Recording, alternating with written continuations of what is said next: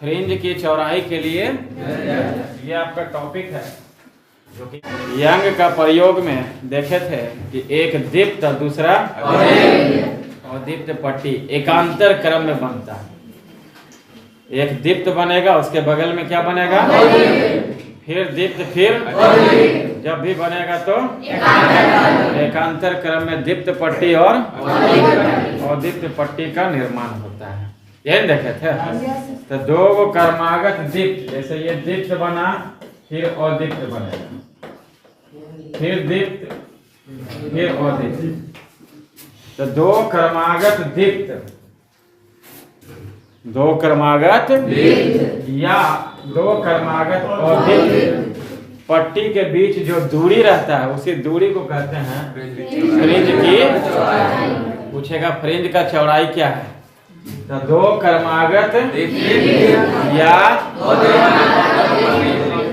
Clear है। आपको कल देखे थे आप कि दो गो स्लिट था, S1 और S2, नहीं, यहाँ पर से स्रोत से प्रकाश गया था ना, प्रकाश जाएगा ये S1 के पास भी और यहाँ भी जाएगा तो चारों बगल फैलेगा ही, लेकिन यहाँ और यहाँ जा रहा है तो इससे क्या नया तरंगिकाएं निकलता था। S1 S2 किसके जैसा व्यवहार करता था, प्रकाश स्रोत के जैसा व्यवहार करता था, नया तरंग स्रोत के जैसा व्यवहार करता था, जिससे नई तरंगिकाएं निकलती थी, जिसको क्या कहते थे। और फिर ये दोनों एक दूसरे से कई स्थानों पर अध्यारोपित होता था, जिसके कारण जो यहाँ पर पर्दा आप लगाए थे वहां पर क्रमागत रूप से दीप्त और अदीप्त पट्टी आपको दिखाई पड़ता। क्लियर है। यहाँ पर मान लिया जाए पर्दा है, ये पर्दा है, S1 है और ये दोनों का मध्य बिंदु कुछ मान लीजिए C मान लीजिए। ये दोनों स्रोत जो S1 और S2 है, दोनों के बीच कुछ दूरी होगा, मान लीजिए दोनों के बीच दूरी जो है 2D मान लेते हैं। और ये जो S1 S2 जो है, जो प्रकाश स्रोत के जैसा व्यवहार कर रहा है, इससे पर्दा का दूरी मान लिया जाए कैपिटल D। यहां पर से वो लंब डाल लीजिए, मान लीजिए O। तो व्यतिकरण का प्रारूप कहां पर प्राप्त होगा, पर्दा पर। एक दीप्त, फिर अदीप्त, फिर दीप्त, फिर अदीप्त, इस तरह से एकांतर क्रम में प्राप्त होगा। क्लियर है। सबसे पहला फ्रिंज कहां बनेगा, यहाँ मिड पॉइंट है ना, देख सकते हैं S1 और S2। कल ही भी बताए थे S से S1 और S से समान था। यहाँ पर जैसे मान लेते हैं बन रहा है, तो एक किरण इसका जाएगा, एक किरण, दोनों अध्यारोपित होगा, वहीं पर न बनेगा, यहाँ पर भी बनेगा, यहाँ पर भी बनेगा, यहाँ सब जगह पूरे पर्दा पर बनेगा दीप्त और अदीप्त पट्टी। मान लेते हैं कि यहाँ पहला फ्रिंज बना, दूसरा, तीसरा, चौथा, पांचवा, यहाँ पर मान लेते हैं nवां फ्रिंज बन रहा है। तो यहाँ पर मान लेते हैं फ्रिंज बन रहा है, तो कहाँ से प्रकाश का किरण जाएगा, एगो S1 से, एगो S2 से, नहीं, एगो S1 से जाएगा, एगो S2 से जाएगा। यहाँ पर जो फ्रिंज बन रहा है, वहां पर फ्रिंज बनने के लिए प्रकाश किरण कहां से जाएगा, एगो S2 से। क्लियर है। और यहाँ पर एक लंब डाल लीजिएगा,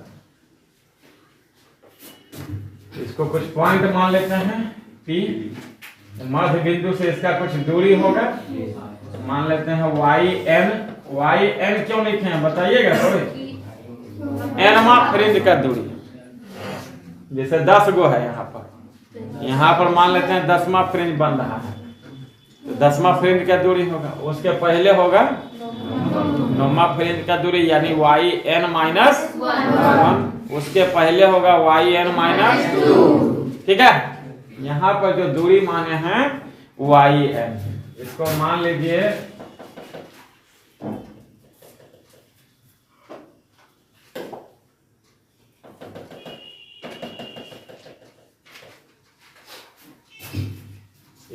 कोण मान लीजिए थीटा, तो जब ये थीटा ये भी थीटा, थोड़ा सा फिगर बनाइएगा, फिगर बनाइएगा।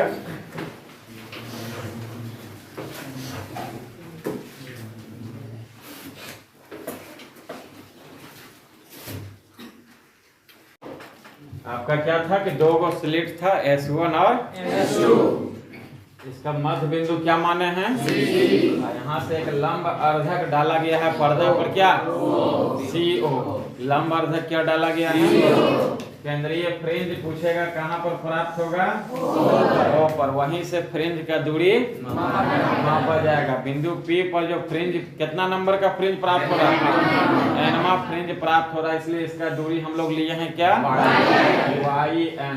दोनों स्लिट के बीच का दूरी कितना माने हैं, 2D माने हैं, D स्मॉल यहाँ पे है ना। और स्लिट और पर्दे का बीच का दूरी क्या है, कैपिटल D। कोई दिक्कत, बढ़िया से देख लीजिए एक बार, उतने आपको अभी लिखाए हैं। यहाँ प्रकाश स्रोत S था, यहाँ से कौन सा प्रकाश निकलता था, S1 S2 के समीप पहुंचेगा, S1 S2 नया तरंग स्रोत के जैसा व्यवहार करेगा। क्लियर है, जिससे कौन सी तरंगिकाएं निकलेगी, तरंगिकाएं जो यहाँ एक दूसरे से कई स्थानों पर, इसके कारण यहाँ व्यतिकरण का प्रारूप पर्दा पर प्राप्त होगा, यानी दीप्त और दीप्त पट्टी एकांतर क्रम में आपको प्राप्त होगा। यहाँ पर आप देख सकते हैं एक त्रिभुज है S1 S2 A, ये वाला आप देखिएगा, एक त्रिभुज यहाँ पे है ना, त्रिभुज S1 S2 A, त्रिभुज क्या है, S1 S2 A। और एक त्रिभुज देखिए यहाँ पर देखिएगा PCO, देख रहे हैं, एक त्रिभुज यहाँ पर क्या है, PCO। क्लियर है, त्रिभुज PCO,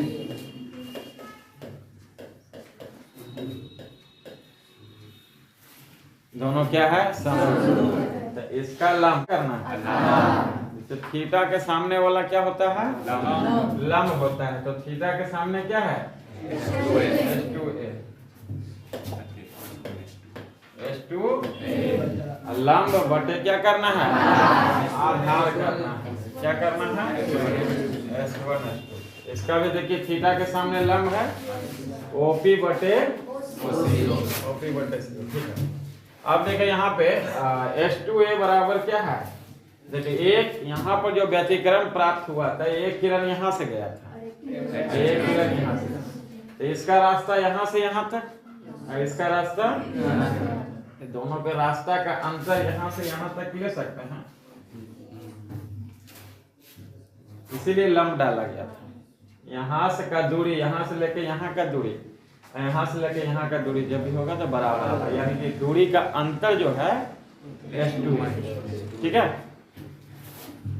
S2A लिख देते हैं, इसको कहते हैं पथांतर, इसको क्या कहते हैं, पथांतर। S1 S2 बराबर क्या है, 2D, S1 S2 बराबर है 2D, है ना जी। S1 S2 बराबर क्या है, 2D। उसके बाद OP YCO क्या है, कैपिटल, वैल्यू पुट कर रहे हैं। S2A की जगह पर क्या लिखेंगे, पथांतर। पथांतर मतलब S1 S2 बराबर क्या लिखेंगे, 2D। OP बराबर क्या है,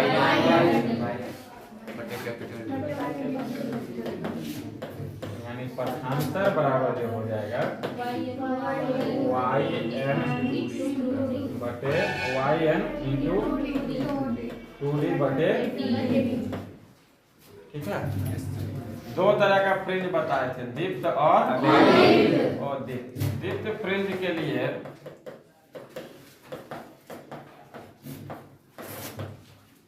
तो बताइएगा, दीप्त फ्रिंज के लिए पथांतर का मान कितना होता है। 11 में भी तो साउंड चैप्टर में सेम यही चीज पढ़े थे। दीप्त फ्रिंज के लिए होता है n लैम्डा, कितना होता है, और वही अगर दीप्त थोड़े दिन पहले भी बताए थे, कल या परसों भी बताए थे। और अदीप्त फ्रिंज के लिए बताए थे 2n-1 लैम्डा। चलो उतना नहीं याद रहेगा, वो दीप्त वाला याद रखिए n लैम्डा। दीप्त फ्रिंज के लिए पथांतर का मान होता है n लैम्डा। कितना होता है? जहाँ n क्या है? संख्या है। n क्या है? संख्या, पहला, दूसरा, तीसरा, चौथा। जहाँ n बराबर 0, 1, 2, 3। हाँ, थोड़ा सा पहले इसको उतारिएगा।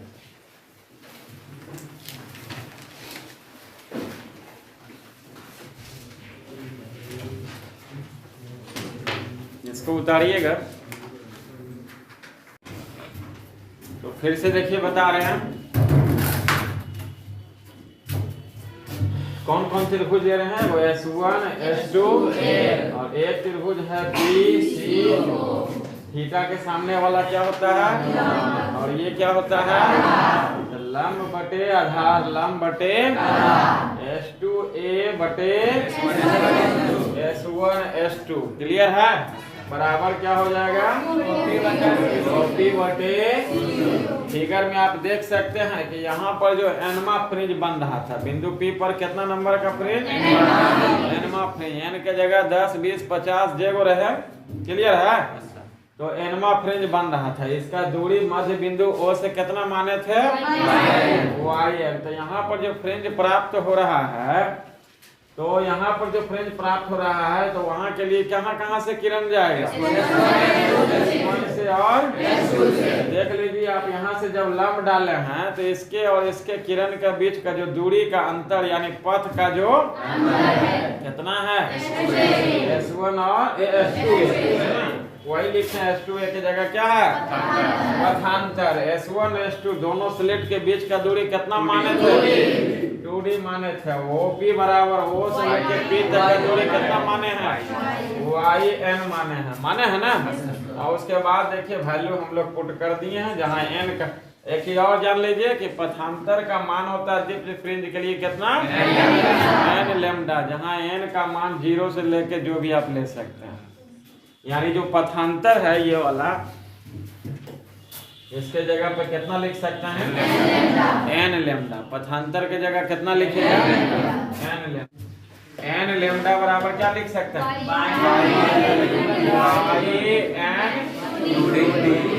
y/2d बटे लिख सकते हैं। n लैम्डा बराबर पथांतर का मान n लैम्डा किसके लिए? दीप्त फ्रिंज के लिए।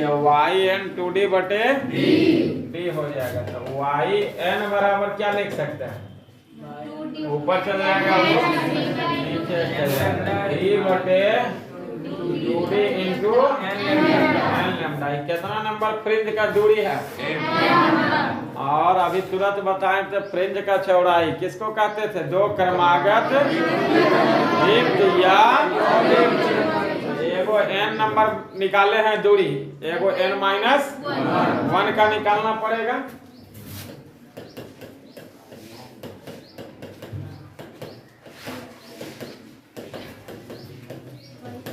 जहाँ n है वहाँ क्या लिखेंगे? n-1 लिखेंगे।